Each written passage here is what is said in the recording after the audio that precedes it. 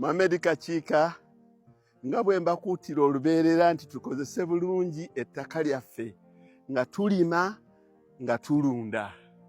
Kati wano waaliwo ekisagazi oba waliwo ekisagazi ekitundu kyonna.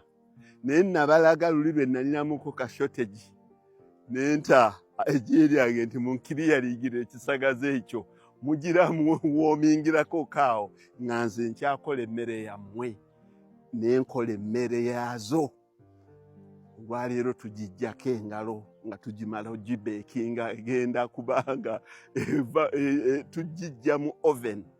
But in the meantime njagala okubalaga obuyiiya kye bukola. Ebisagazi ente zino bye zaabiriiriddemu buli omu akugamba ente bwe zibiriiramu biba bifudde. Kiba kituufu. Naye kati nze nakedde eggulo bwe nagambye bugambye abasajja bange nti mmwe mugende muwawule bumashiini. Mashiini awaka ewange nninawo 6. Bwe saaguze jjo nti kiki muzeeyi nti mujje musaawe ekisagazi kino kyonna nkyagala kapeti njagala kisaawe nga kibasambiramu omupiira. Njagala kisaawe nga bakeera ku makya kati ekitundu kino kyonna kiikyo bakisaaye. One of the two is going to happen. Either ekisagazi kino kigenda kuddamu kisituke buto oba kijja kumera mpola mpola. Bwe kinaamera mpola mpola nga nkifuuyira okukitta. Bwe naamala okukitta nga ndooka ndeeta tractor mbalaze obusabu buno bujjudde buli wamu buli sayidi yonna. Nga tractor bw'eneeba evuugula bweti ng'eteekamu obusa bwonna wansi nga ndooka nkubawo omusooli. Ekisagazi nkyagala. Next season nga mmaze okuggyawo kasooli ng'ate olwo nzizaamu ekisagazi kyange. Banaye that's planning. Okwo kwe kwewaayo. Kati mbadde mpitamu nga ndaba pipes ze nateekamu ndowooza emyaka 12 emabega. I think over 10 years pipes ziizo nzibalaze. Kati gwe simply imagine wondabira kati. Muzeeyi weebale nnyo, muzeeyi weebale kola. Ask yourself the question. Nti omusajja ono emyaka 10 emabega we yasobola okusimira dam nene, it is about 120 meters long and 100 meters wide, gyeri emmanga eri, transferring amazzi almost a kilometer, nengasazisa n'ekkubo pipe eri awo esala ekkubo. Juzi maze emyaka egyo gyonna nga sigirabangako, naye ekire ky'enkuba ekyatonye eky'amaanyi kyagyerudde n'engirabako. Neesala ekkubo n'engiyingiza muno. Kati tunuulira system. Nti by'oliyagala ng'okuze bikole ng'okyali muvubuka oba ng'okyali n'amaanyi. Kati you simply imagine nti bwe mba njagala kuzzaawo kisagazi kino oba there is any dry spell, amazzi ngalina eri gensobola okukuba wano omwaka mulamba nga siyimiriza. Naye ne system ekisapootinga ngirina. Pumps eza high pressure ziri 4 ziri muli. Empiira zonna mweziri. Sprinklers mweziri muli mu store. N'embalaga n'engeri gye nazikozesangamu. Oleeta n'eya 2 inch nga eri ku high pressure. N'obeera ne reducer. Ne reducinga n'oteekako zino eza 1 inch 2. N'otambuza meters 5. N'oteekako sprinkler. Ne side n'oteekako sprinkler. Ne ziroka zikubira amazzi. Kati banna omusooli gunaakulema gutya okuza. Oba bwe mba njagadde kuteekawo wano. You simply imagine emmotoka eziyiiriddwa obugimu obuli wano. Bwe mba nsazeewo okubawo mmwanyi. Olowooza mbeerawo n'emmwanyi zenkana ki? Ne system eno eri mu bweti. Bwe nsalawo okubawo olusuku oba akatunda oba kiki, naye ekyo kisoboka kitya? Kisoboka lwa nsonga eri emu. Principle bannange eyo gye mba nnyonnyodde, tulime nga bwe tulunda. Tosobola kukola bino nga tolunda effectively. Osobola n'ogenda n'ogulanga ebigimusa ng'obijja ku banno.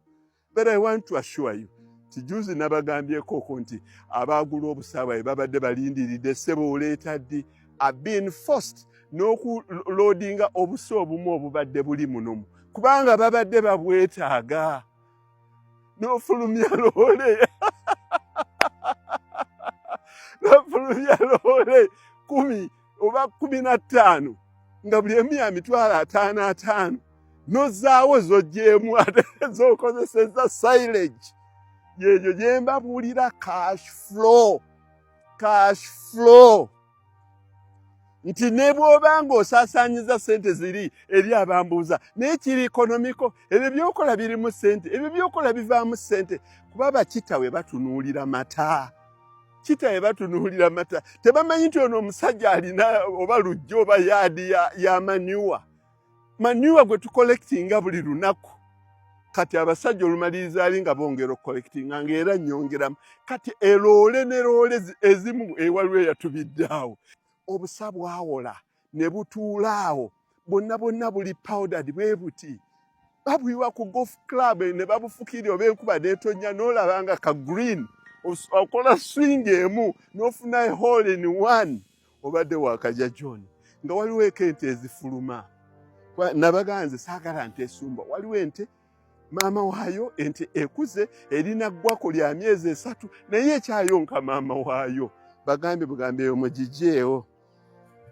Nga kashi bampa tugende olabe engeri gye tumalirizzaamu silage. Tugende. Kati tumaze okuva wali w'olabidde ng'ekisagazi tukisaawa kapeti. Twagala kisaawa ente zaffe we zisambira omupiira. Naye ekyo tokigezaako nga toli professional okusaawa ekisagazi kyo bw'otyo. Nze nkisaawa bwe ntyo olw'okubanga mmanyi nti ekisenge kye neesigamye kya concrete. Ono ye concrete wange. Masha Allah. Bwe tunaamujjulanga bwe tutyo yenna ng'alinga oli bw'ali. Okimanya nti Allah kye yakuteeramu baraka kiriba kikyo. Kubanga bwe tunuulira engeri gye tusabikamu bekingi waffe ono. Twaguddeko wali n'embalaga nga tuggyeewo katono. Naye abantu abasinga tebamanyi nti lwaki kakiika akola mungi ate lwaki agamba nti silage awangaala.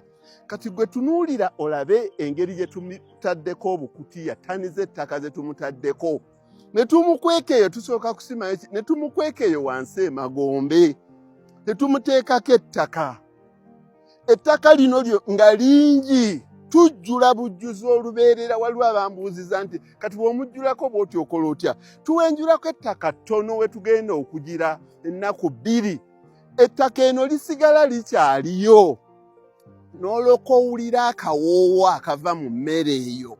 Sijja comparinga ku mmere y'abannange endala abakozesa other systems. But I challenge anybody at any time ajje abikuleko wano oluvannyuma lw'omwaka gumu n'ekitundu ku mmere gye twalekawo olwoka owulira oba akawoowo kasigalamu. Kati mu biseera by'enkuba tuyinza okuleetayo ettundubaali eddene ne tusuulako lireme kutonnya ku ttaka lino kulitambuza. Naye olwedde twalimaze ddo liteekako embankment. Kati naawe we tulya olwedde kuliko ebiveera kubanga bwe biba biseera bya nkuba si kirungi okutema ettaka lino nga lirimu amazzi liba lizitowa. Kyetuva tuteekako ekettundubaali naye kati for the time being tugenda direka bwe liti likale. Bwe tutyo bwe tukolamu emmere yaffe. Bwe tutyo bwe tu-ensuringa cash flow.